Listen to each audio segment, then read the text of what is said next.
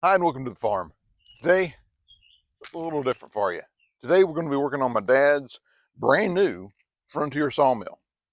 And by brand new, I mean, well, it sat in the crate for 3 years while we tried to figure out what to do with it. But it's roughly set up now, and unfortunately, that brand new Briggs engine won't turn over. So we've got to open it up and figure out what's wrong with it. Well, it's a scorcher out here today, so finish off those electrolytes and let's get to it.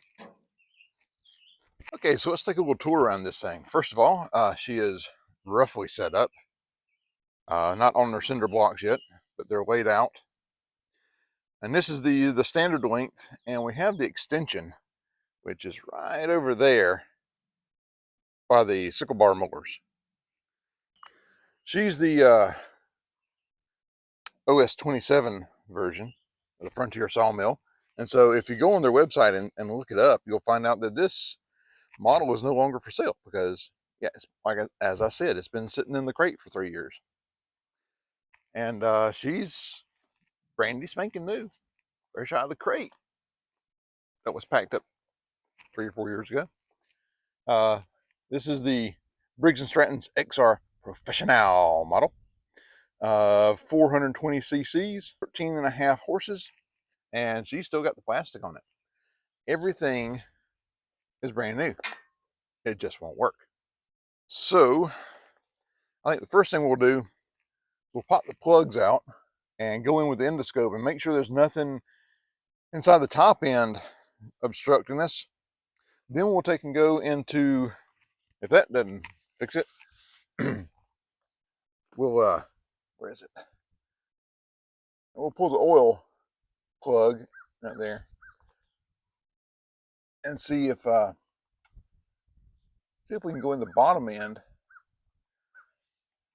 But actually, I think before any of that, we'll just go over all of the linkages and make sure there's nothing bound up on it, because I believe it is a hard connection to the saw. Let's do that first. Whew. It's hot and dry. We haven't had rain in, I don't know, at least a month. And I mean, it's drier than that Blind Melon song, No Rain. All right. So it is not a hard coupling between the blade and the engine. Looks like we have a centrifugal clutch right here, which makes sense. You don't want to have to pull start this thing and have all this inertia. So all this in here spins fine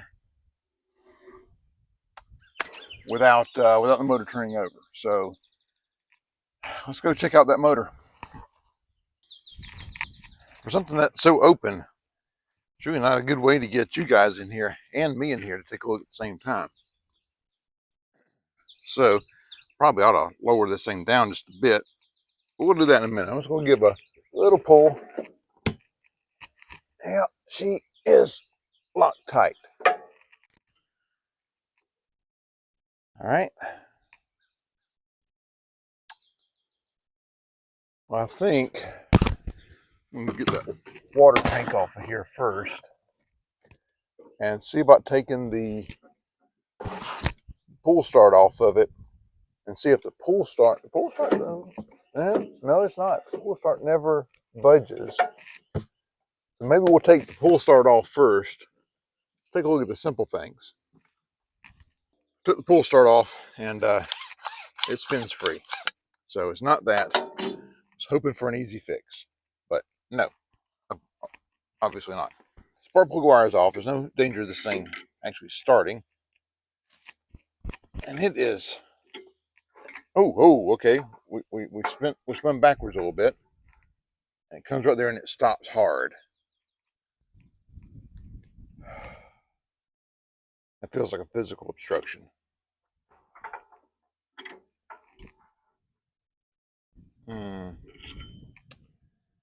All right. Time to break out the endoscope. All right, you're looking through my endoscope now. And remove the spark plug, and we're going to go through the spark plug hole. Well, I've got to bend it around and look through my iPhone to see what I can see. Okay, hopefully the glare isn't too bad. I think I've got it righted now. So what's at the bottom of the screen really is at the bottom of the of the cylinder, and I believe that that is water in the head, I think. Okay, my dad came by a few minutes ago and we took a look down inside here. We're at a 90-degree angle right now. So what you see at the left is actually at the bottom of the cylinder, and it's an angled cylinder. And you can see that little, you can see the water sloshing in the bottom, and it is water. I've run my probe all the way down in there, got a sample, pulled it back. It's not oily, it's not gassy. The only thing it could be is water. So I'm assuming then that the bottom of the cylinder, at bottom at the top, because this is at a 45-degree angle, and the cylinder probably stopped at the top of the stroke, that the top quarter of the cylinder at the bottom half of the top quarter is rusted. So what I'm trying to say is this bit right here is rusted on the inside, because it's up at the top of the stroke at the bottom of the cylinder.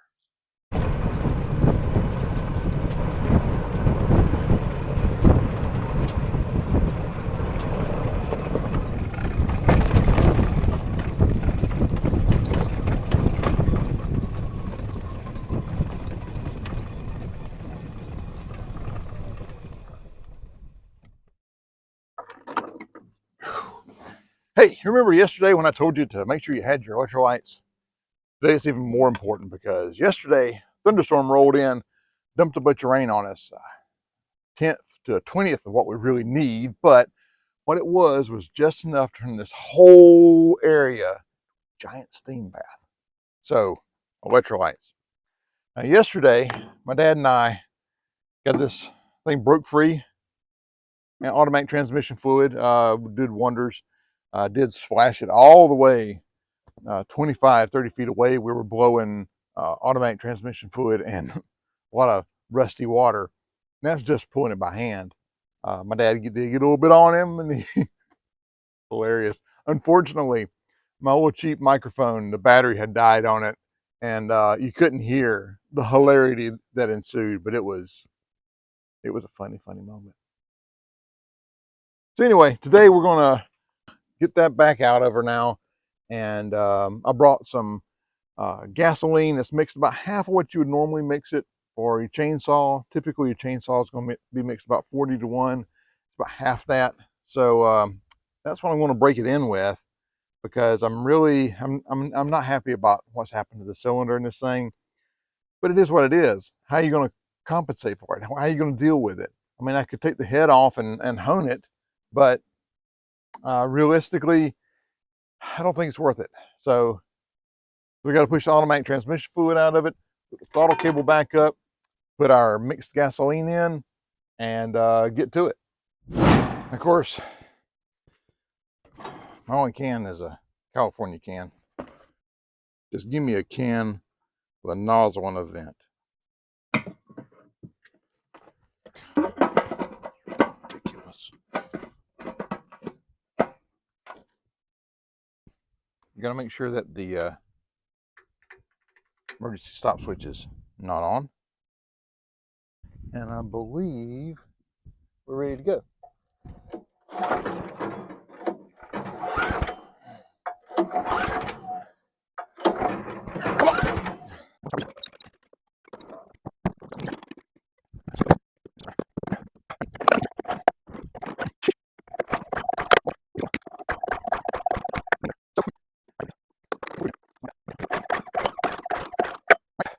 Let's check spark on this thing. Maybe there's an interlock somewhere that's got me locked out somehow. It does appear to be firing. I'm on volts AC there. It could be anything. Actually, volt DC. Okay. You see it spike as I pull it, so it is trying to fire. Now I'm going to reach over here and hit the kill switch. Now we should get nothing in theory.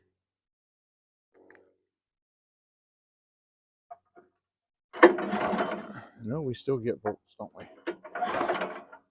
Interesting. Well, can try a little bit of ether, see what happens.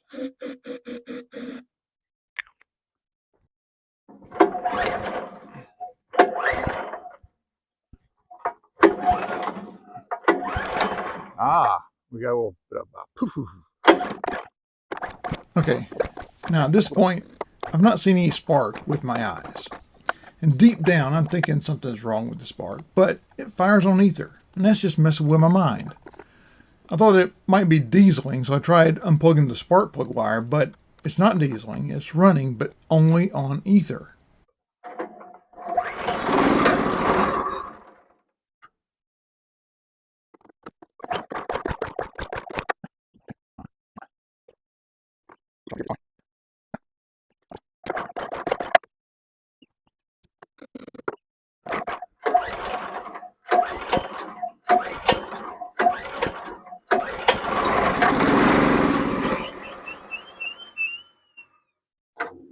Not getting any fuel.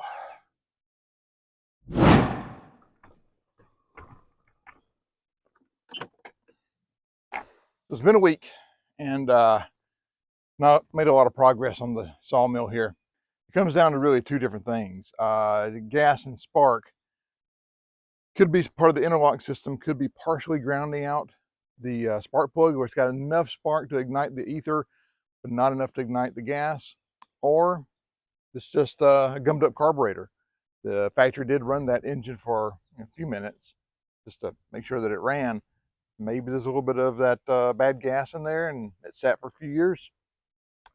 So a couple things, I'm going to take the cover off and put my drill on and get it spinning faster so I can, and without having to pull on it, so I can check the spark a little bit easier.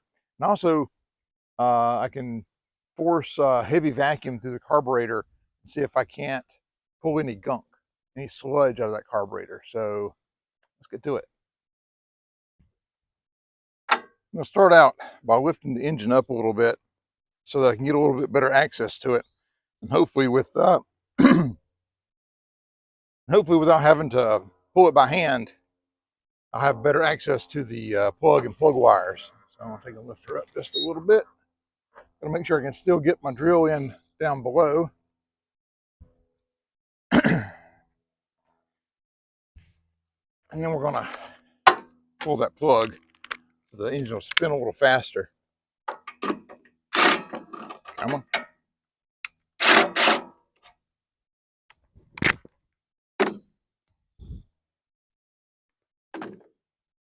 All right, so I've got a good ground over here, and I've got my positive lead reached in there, and it's clamped onto the terminal inside the plug. And if I hit her with the drill,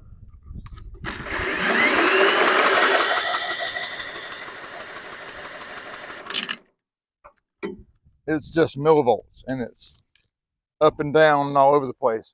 I suspect one of the interlocks is still at play. Get you in here and take a look at this.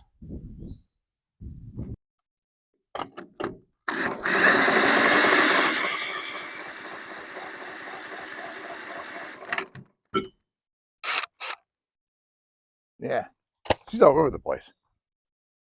So I'm going to try disconnecting all of the interlocks and see if that won't change this situation right here. Let's see. I believe they're all pretty much right here, and I believe they've all got little waterproof bullet type connectors on them. I think if I disconnect, actually I think this final last one, yeah, it looks like it pulls it all to ground. Get you guys in here. Take a look at this. All right. Set you guys right here and look right down in there. So what we got here, it appears to me, so these two leads come off of our interlocks on our door panels. These right here do. And then this one comes from our emergency stop, which is already disconnected over there. All these are normally open switches.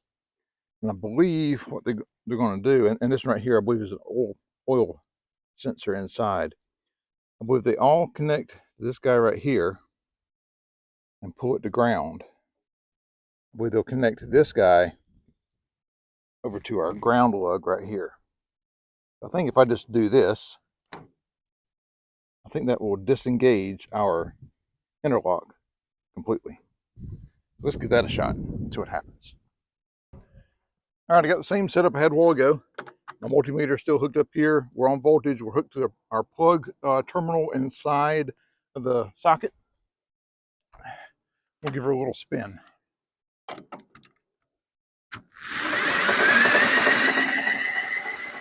Same. Drill does not like that. A little warm. Pretty much same thing. It's millivolts. Maybe it's our magneto then.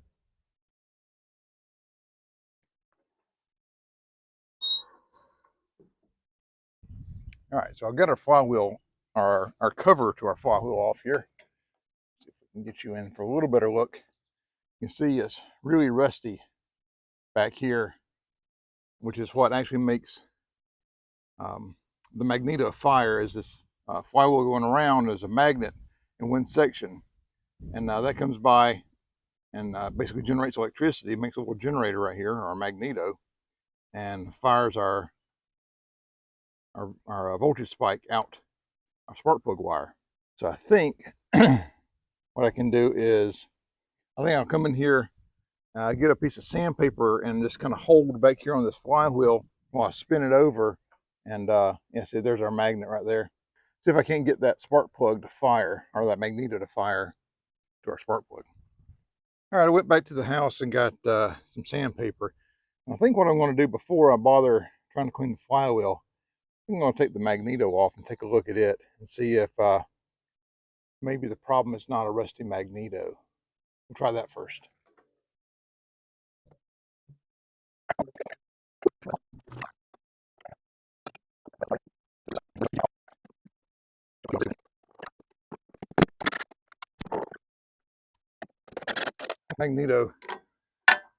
Magneto itself looks pretty good, but I will run a little bit of sandpaper over that just in case. I'm sure it needs it. Wouldn't hurt. It's just a little bit of 120. All I gotta do is just get the rust off. That's all it really needs. Here we go. I don't think that was the problem, but I think probably the flywheel is the problem.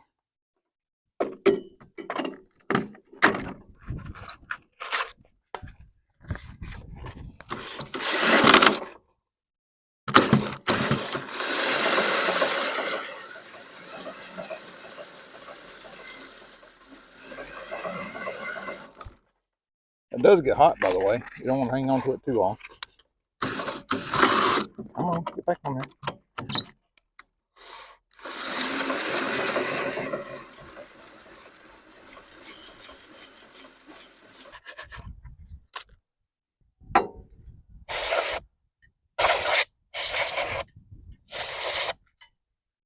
Now, let's put that magneto back on there and see if we get any more spark. Oh yeah, we have like voltage in the chamber.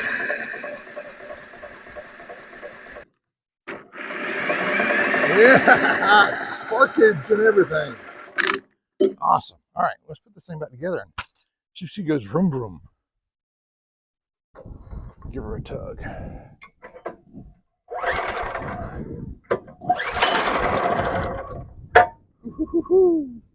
There's life.